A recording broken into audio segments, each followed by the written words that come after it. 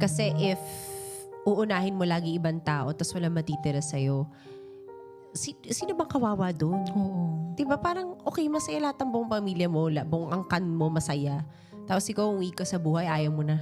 Pag uuwi ka sa bahay, parang bakit walang growth? Wala akong nafe-feel. Hindi ko nakikita yung pinaghihirapan ko. Yung sweldo, gumaganon lang.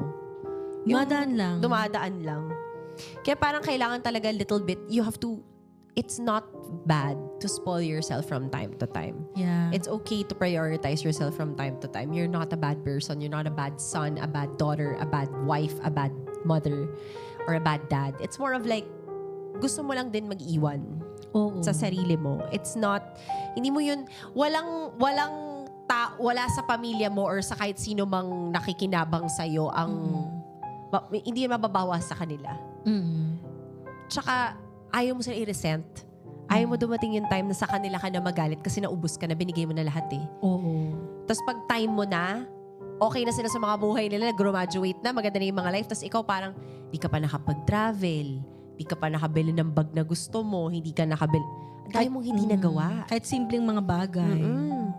Diba? So, you have to really leave something for yourself all the time. Watch the new episodes of the Bear Talk podcast every Monday and Thursday on Spotify, and every Tuesday and Friday on our YouTube channel.